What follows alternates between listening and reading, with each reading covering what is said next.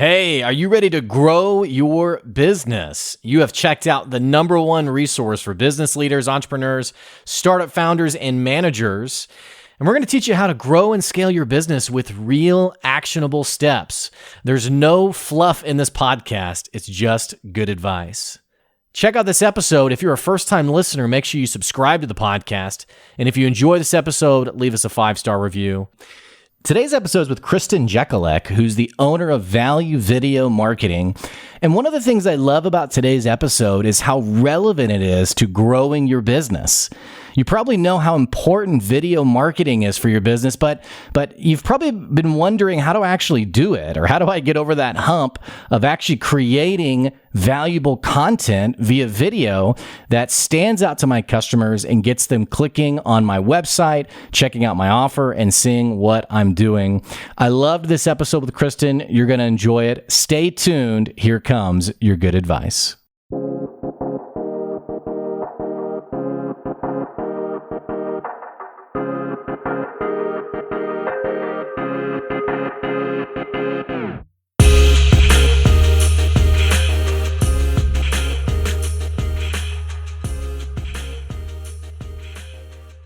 Hey, thanks for checking out another episode of the Good Advice Podcast. We're coming back with another PodMax event. And you know how much I love PodMax because we have so many incredible guests who get to come on the podcast and share, frankly, like the most incredible expertise that is going to help you grow your business. One of those guests is joining me today. She's an incredible person. Her name's Kristin Jekielek. She runs Value Video Marketing Agency. And here's the deal. This is the episode that's probably going to push you a little bit because you and I both know how uncomfortable it can be to get in front of a camera and share your value to your customers. But she's going to be talking today about how powerful video marketing can be and what you need to do to jump in on this and grow your business. Kristin, I am so excited to have you here today.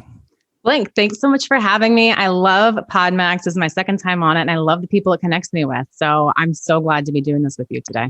Well, I'm excited as well, and I've never had a bad guest through PodMax, and that's not to like be foreboding, like you better be good. It's such a valuable event, and I got to tell you, you and I were talking a little bit before I hit record.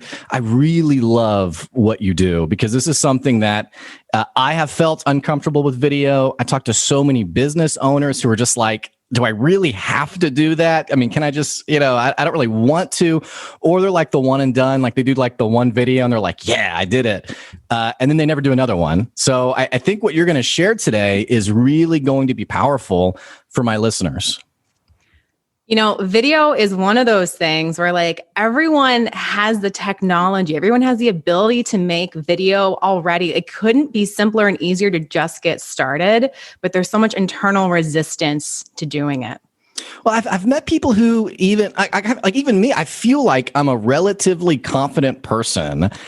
And there's even times where I'm like, what am I doing? Like, is this the right backdrop? Is this like, what, like, and then there's other times where I'm just like, whatever, I'm just going to post it. I'm just going to do it. But that internal resistance, it feels like it's so common across all entrepreneurs, not just certain like personality types.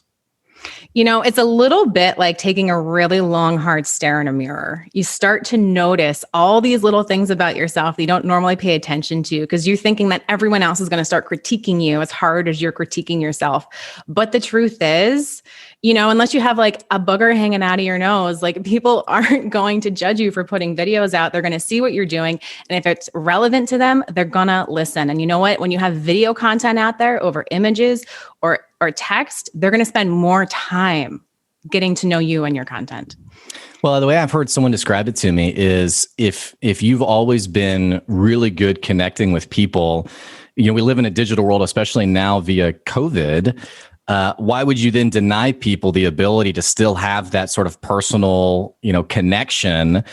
So I definitely agree with you. I can definitely, and I've seen it happen myself, but I think you're right, though. We live in a culture where, everyone has access to like an iPhone or a smartphone where you can take a video. It almost feels like sometimes we put too many I don't know if restrictions is the right word, but like it has to be a certain way, or it has to, like, the lighting has to be right. And all these things maybe we put on ourselves to keep us from just actually jumping in. Has that been your experience of what people have maybe mentioned to you? It's what people have mentioned to me, and also what I myself have experienced over the years. I started making video content for businesses back in 2012. So I've been doing this a very long time. Wow. And I have some old footage of me like holding my camera up in the kitchen with like just crap on the fridge behind me, bad lighting, it's shaky. The one day I decided to wear like a tube top to film some video for some reason. So like from shoulders up, I looked naked, which like number one rule when you're trying to look professional is don't look naked. I got so many clicks that day. I don't know why. I never even posted that one. Thank God. Well, so help me understand this balance here. Because I saw a, quote influencer I use LinkedIn a lot. And she was saying, hey, stop putting out crappy videos. You need to put a lot of work into it. Here's all the things that I do. And see, and for people who can't see Kristin right now, she's saying, no, that's not good advice.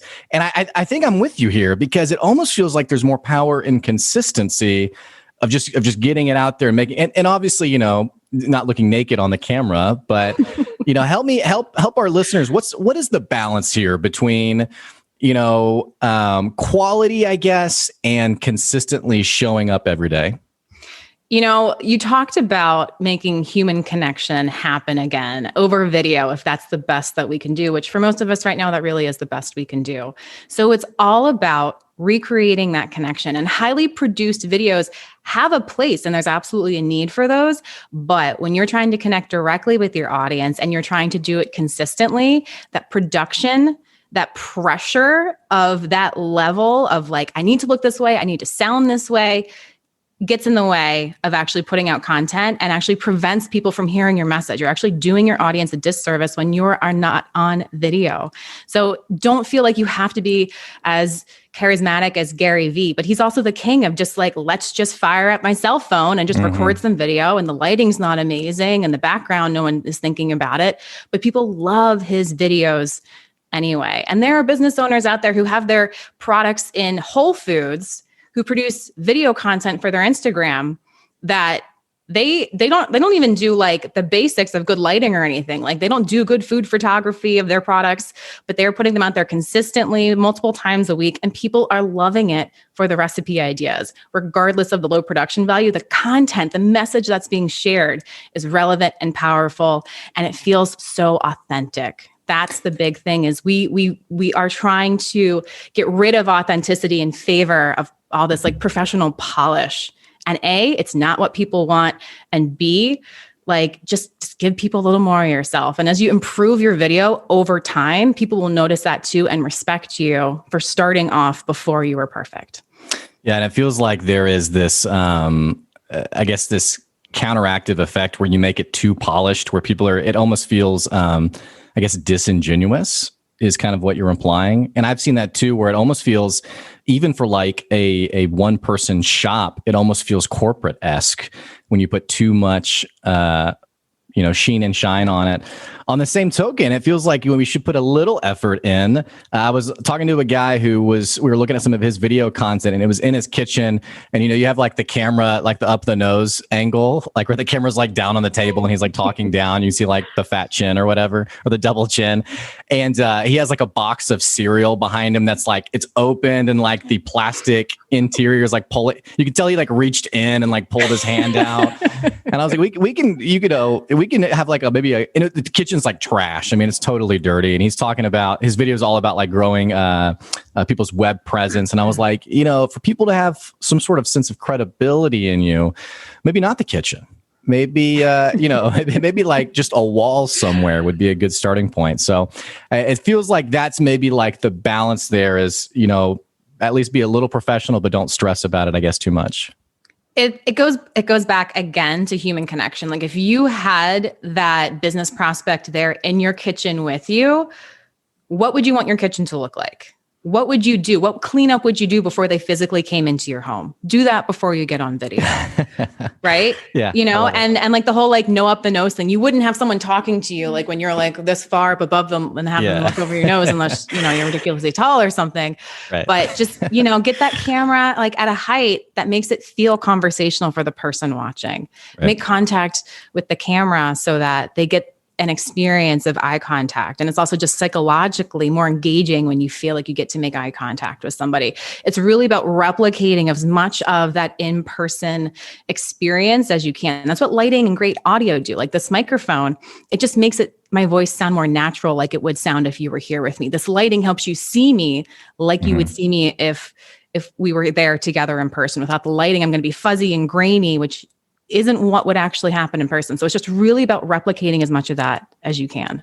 How much of your conversations with not just your customers, but people who they want to know more about video, how much of your conversations are around, and I don't know what to call this in the sense of like, almost like getting over yourself or getting over your hesitation or your insecurity rather, because there's plenty of people who really believe in their business, but that resistance, that awkwardness of, I don't know, like how much do you find yourself actually coaching and pushing people to, hey, you got to just do it. You got to just get over it. Because like for example, I had a business I was working with where the guy really wanted to show up on LinkedIn every day. And he was like, I'm going to do a video a month. And I was like, okay, that's totally insignificant. Like no one's going to remember that. Like you need to show up every week at the minimum. And he said, well, I don't want to. I don't want to do that. It's I don't enjoy that. I don't want to do that. And I was like, okay, but there's got to be something here beyond like you just don't want to or you're not comfortable with it. What do you tell people who just don't feel comfortable? They don't, maybe it's like disbelief or insecurity or what have you. How do you coach them and push them to show up every day?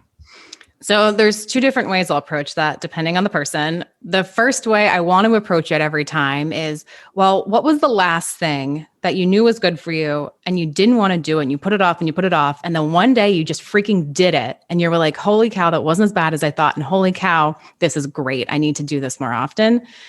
Video is one of those things you just have to make yourself do it. You're going to get better with practice. It's like saying, well, I'm not good at running marathons, but you don't train to run marathons. Like, of course you're not good. You just need to go train on video and just go do it. And the other way I approach that is like, okay, well, how can we start small? Can you do like a screen grab, like a demo walkthrough, like of a presentation or your software or whatever, and have your face like this big in the corner? Can we start there? I love it. Yeah, the baby steps. And I've even seen people who are using video for like their cold outreach, like in like the LinkedIn DMs or what have you. And now it's getting to the point where a lot of people are doing it where I'm actually scrolling past it a little bit more than I was previously. But I remember like the first time someone did like the, hey, you know, and they had like, I think they had like my name on a piece of paper, like, hey, Blake or something. So it definitely feels like it can cause you to stand out amongst all the noise that's out there as well. It's absolutely eye-catching because A, hardly anyone else is doing it. And B, they're getting to experience a person. They don't have to like make up what your voice sounds like or what your mannerisms are like, or do you have a Southern accent or like a New York City accent or like, you know, like, is your hair, are you blonde? Or, you know, like you kind of have to make up a person in your head whenever you're just reading an email, a cold email for outreach, especially, which is a lot of these videos are used for. You have that person, you know who you're talking to, and that becomes so memorable. You know, Kristin, one of the things that's so enjoyable about a guest like yourself is you mentioned you've been doing this since 2012, and there's always something really special about having a guest on who's doing something that today everyone's like, oh my gosh, you got to do this, but they were already doing it, you know, almost a decade ago. And so tell me a little bit, I want to know a little bit about your origin story, because obviously you picked up on something that is now it's become so critical in standing out and growing your business. Tell me a little bit, let's go back to 2012. How did you even think about getting into video? What made you get into video? What made you do it? I'd love to hear more. Yeah, so that's going back quite a ways. So at the time, I was new in my entrepreneurial journey. I had my first two businesses started at the time. I had one that was myself, one that was a partnership. And the first business I had was actually an app I was selling in the App Store. That launched January 1st, 2011. And they didn't even have the ability to add videos to your app description, your app profile at that point. So later on, they added video, and I was like, okay, well, clearly I need to do this to get more visibility. It was just about the need to create some video content to keep my product visible and selling. And then thereafter, the partnership that we created, it was actually a recipe blog. So I was like, okay, well, clearly I need to start doing some recipe videos and some food tips and things like that. And like, I tried writing about those things and doing all the photography, and I take forever to write a blog post. I take forever to figure out photography. I was like, this is so inefficient for me. And I think for many, many people, if you just get yourself on video, it is a faster way to create content. Once you have your gear and your systems in place and you have that like comfort level in place there, it can just like fly.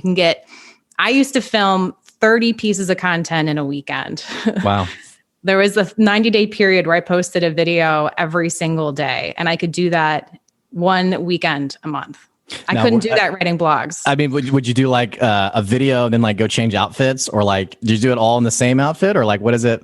Help us know like the logistics here a little bit. Okay, we have to have the outfit conversation. This is an important one. So I would change outfits every like so many videos. I'd have like 4 or 5 outfits lined up for the day, and that was important. Last year, I was doing a lot of videos. I was posting videos twice a week. And I had tried to streamline it, make it as simple as possible. So I just wore the same thing every time. I had this like white shirt with this black background. It was super eye-catching online, but I kept getting the feedback that people were like, well, I don't know if this is a new video or an old video.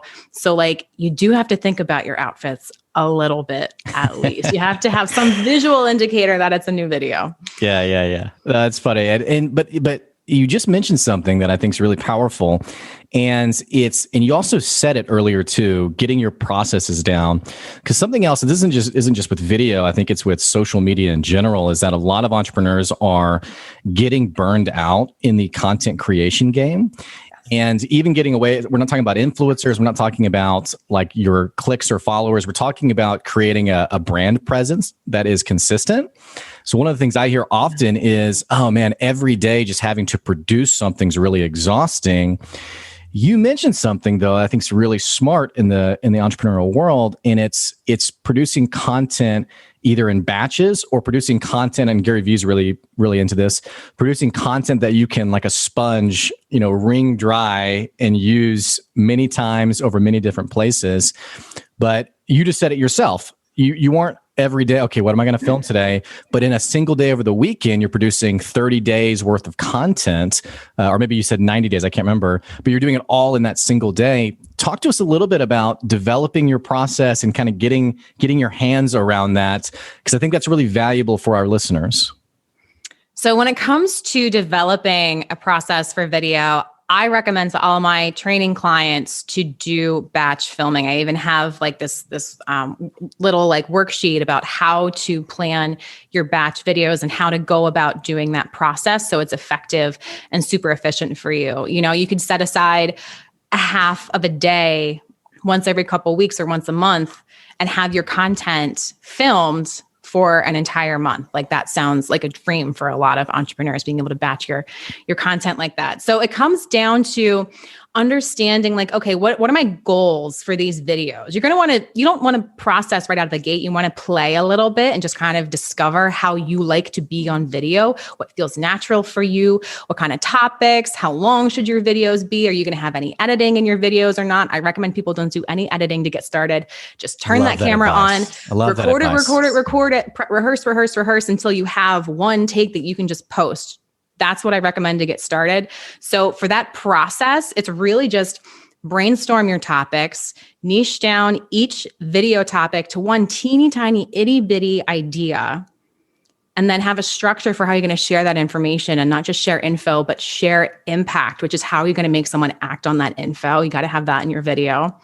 Once you have that framework, you can sit down. And I don't recommend people write scripts. I don't recommend people use teleprompters. I recommend you talk about something you know so well that you can have a few bullet points. You can rehearse for maybe 15 or 20 minutes and then get that like 1 to 3 minute video just filmed and ready to post. All right. And then if you don't have any editing to do, like once you've filmed, it's literally just about maybe go into like Canva, create a thumbnail. If you're going to post to YouTube, create a thumbnail. If you're going to post to IGTV, create a thumbnail. If you're going to post to LinkedIn or something like that.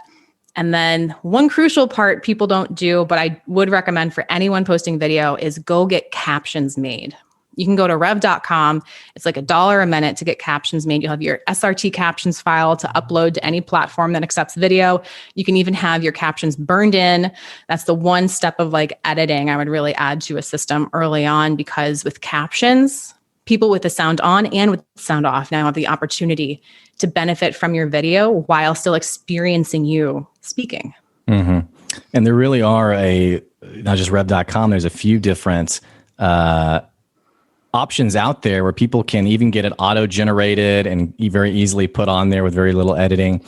Now, I interrupted your story a little bit and totally segued us. I want to go back. So you were, and it's always interesting to me, people who on their entrepreneurial journey, their business idea came out of a problem they themselves were having. And so you were realizing you needed more video visibility. Walk me through how you got to the point of, okay, actually, I think I want to offer this to people. I think I want to, because obviously you had your own quirks to work through, like your naked video, for example. And I don't know what we're calling it, but I'm just going to call it that. You had your own quirks to work through and like, oh, that was awkward. That was weird. I need to change this. But when did you get to the point when you were like, okay, this is something, because I think there's something interesting there about you saw, okay, I don't just need this. Other people are going to need this, whether they know it or not. Right? Like I had a friend of mine who was doing like a web design business back in like 2002. And people were like, why do I need this? Why do I need a website? So you probably had people who were like, why do I need video? Like, well, tell me again, what's going on here? Talk me through the creation of the business, how value video sort of came to life, and how you started to really get out there and start getting people on this video content game. Well, Blake, it all comes down to the pandemic, as so many things do. I was actually launching a different business late 2019, early 2020. It was based on a lot of in-person events and like in-person networking. The pandemic happened. Man. And all of those in-person events evaporated overnight. Like I've been using like video conferencing for work since 2008. Like that is something totally natural and cool. And like that's easy for me to do. Right. But all these event hosts had never done something like that. So even though I tried to like get them on board, like, hey, let's just move it to Zoom, like before anybody knew what Zoom was, it was just too overwhelming for people at the time. It was too much for them to process and handle, which I totally understand. So I was like, all right, well, I've got to start marketing myself online and I've got to move what I'm doing to an online format. And I was like, okay, well, it's time to start making marketing videos again, because I'd been really working on marketing videos consistently since 2012. I've bought all the gear, bought the stuff I didn't need, bought the stuff that broke, bought the stuff that wasn't the right thing for my application. And like, I've been through all that and I have it all super streamlined. So like you can actually see, for anyone who's watching video, like behind me here where my TV is, I had a setup like right next to my TV with a big background and great lighting and everything. And I just started producing marketing videos and releasing those twice a week on LinkedIn. And pretty quickly, I had business owners way more interested in my videos. They were like, you look amazing. Who are you paying to do these videos? Like, I'm doing everything myself, like in my living room. Like, and it became a really clear pivot, thankfully, during the pandemic to start offering video to people. So value video marketing does two things. On one hand, we have done for you SEO optimized video content simply delivered, so you can post it weekly. And on the other hand, there's also simple video training, which is helping professionals look more professional wherever they are on video. Well, this stuff is so crucial. Anyone who's listening right now, who's thinking about, okay, I want to jump into the video game, but I don't know how. Valuevideo.marketing. Talk to Kristin. She's going to help you make it happen. Kristin, I want to talk a little bit more about this pivot of yours. It's interesting, and this isn't to discount your own entrepreneurial prowess at all, but it's interesting how like these businesses seem to come together out of fortune or misfortune. Right. And you mentioned how you were sort of just doing video and now all of a sudden people are like, hey, I think I need that because of COVID. And I remember for me, I do a little bit of like management consulting and I had produced content on like managing remote employees like a year or two ago. Well, people started finding this article and finding this video, kind of being like, hey, I need help managing remote employees. And it's just through coincidence. It was just through, for better or worse, COVID that got people funneling towards me. How much do you think timing and or luck plays into the business journey, the entrepreneurial journey? All right. So I personally believe that everyone who's successful has some element of luck. At somewhere along the road, there was some connection that got made. They had some inspired idea. Like, I have a question actually really quickly. That content that's bringing people to you, was that SEO optimized content, or was that just a random blog post you wrote? I think it was random. I don't remember, honestly. See, there's a little bit of luck there. You weren't even SEO optimized and you were like getting content. I think there was a lot of luck there. And what's funny is I also had presented to a company on, again, just randomly, on managing remote employees. And they called me back. I mean, it had been months, and they were like, we need you to come back and talk more about this. And it was like a random segue point in a slide of a bigger PowerPoint. And so, yeah, just total luck. But anyway, I didn't mean to interrupt you. Continue. Yeah. I mean, the entrepreneurs I know, virtually all of them have some elements of luck. However, it is by no means just luck. There is always the hard work and the vision to take advantage of the opportunity presented. You have to be ready. You can have something lucky happen, but if you aren't positioned to accept whatever's flowing your way and you aren't positioned to work hard on it and turn it into something bigger, that luck just turns into some happenstance, right? So it's really about, it's a combination of I think always allowing for that gratitude for the luck that does come your way. And if you feel like you aren't lucky, sometimes you just got to keep working hard until that luck comes your way. That's absolutely part of it. Yeah. And you mentioned about being positioned to take advantage of it. What do we mean by that? Are we talking about like cash flow? Are we talking about like having the opportunity to say yes to it? I mean, what does that positioning mean for the average business owner? I think it really comes down to being ready to receive the types of opportunities you want. Like right now, if I got the opportunity to be featured on some parenting blog, like the world's largest parenting blog with 1 million weekly viewers, that actually probably wouldn't be a great opportunity for me, even if there was some element of like luck in that. Like that probably wouldn't help me advance my business too far. You have to be open for the right opportunities for you. Now, if I got the opportunity to like suddenly be featured on Gary Vee's blog, like that's probably a lot of my audience right there. That'd probably be a great opportunity for me. Being ready to accept something your way. Of course, it comes down to finances. It comes down to health. It comes down to your total load of responsibilities internally and externally. But it comes down to like knowing what you want to be ready for, what you want to receive, and making sure that that is there for you whenever that luck happens. It almost feels like too, being open-minded to how you might need to pivot your business. Like you mentioned, like the in-person network, and you saw the pivot and you made the pivot happen.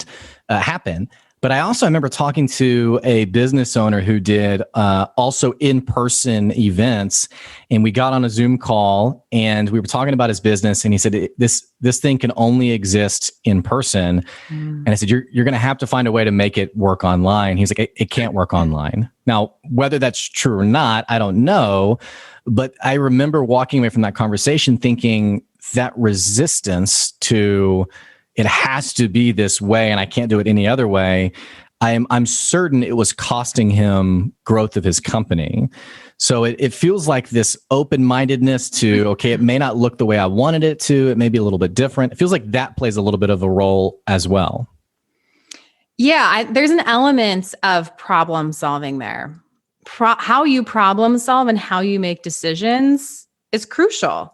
Like I feel lucky that I learned problem solving from a scientific perspective, because it taught me to like not just look at the problem, it taught me to study the problem. It taught me to understand what are the boundary conditions, What are assumptions that I'm making about the problem?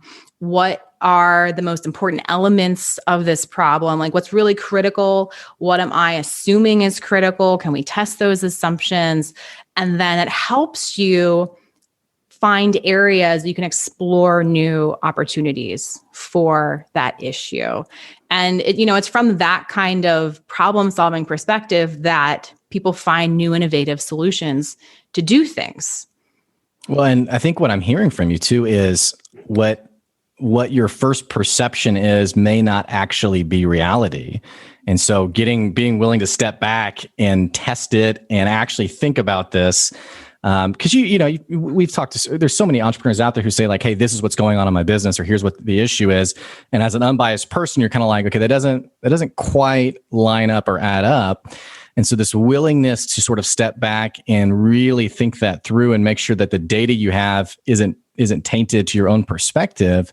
It sounds like really great advice that you're giving. Yeah, I mean, it's a lot of personal development. I think like what we're talking about is really working on yourself, exploring your shortcomings, exploring your strengths, exploring how open or closed-minded you are, and being willing to challenge those assumptions that you have in place. Anything that's holding you back, being willing to look at it with an open, critical eye, and then seeking out feedback on new ways to look at this thing. And I think that's a key insight. Is there's a really great book in the startup world called Passing the Mom Test. And it's all about, if you're going to grow as a business, you need to stop asking your mom what she thinks about your business, because everyone's mom is like, oh yeah, you're great. You're doing the right thing. Of course, you just keep doing, I have no customers. Well, they're crazy. They're going to discover you soon. Well, so you just said it, this concept of like seeking unbiased feedback. How does someone do that really well in today's virtual world?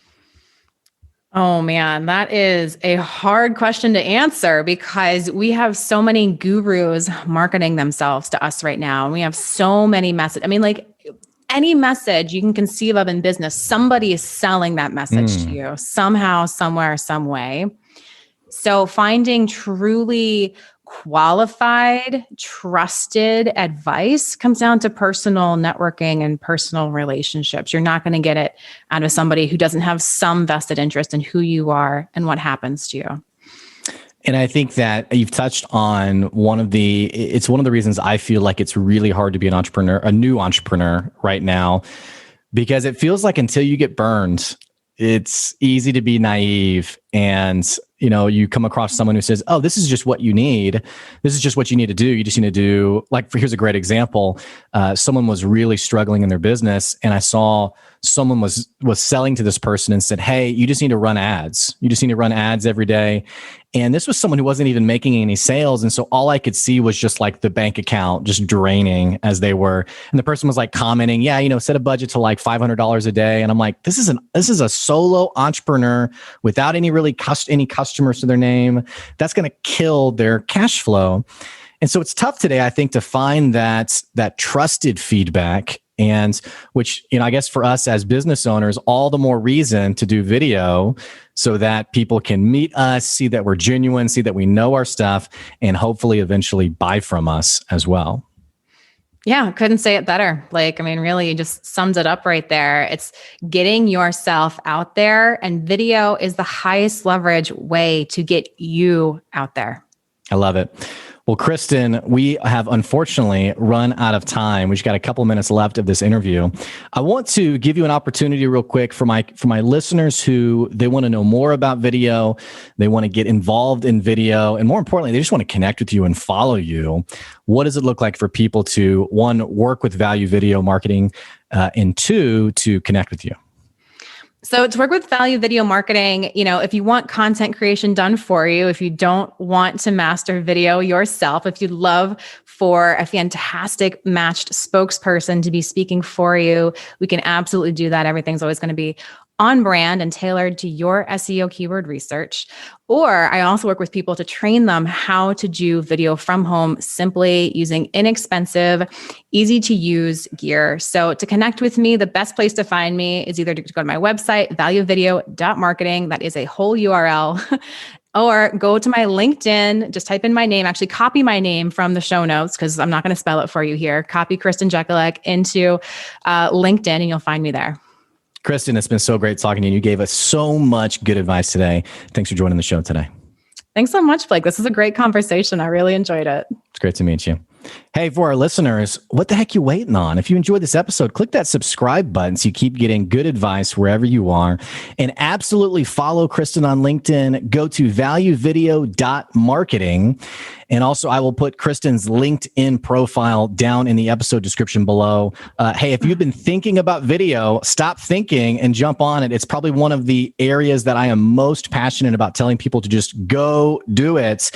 So this is a great person for you to connect with to help you figure out how to do that really well. Hey, don't forget, if you have been enjoying the podcast, be sure to leave us a 5-star review. It really helps us with our visibility. And also don't forget, if you want to support the podcast or you even want your business talked about on the podcast, make sure you go to our Patreon, patreon.com/good advice, where you can either buy me a cup of coffee, buy one of our guests a cup of coffee, or like I said, you can get your business promoted on the podcast. Again, that's patreon.com/good advice. Hey, that's our good advice today. We appreciate you for listening. See ya.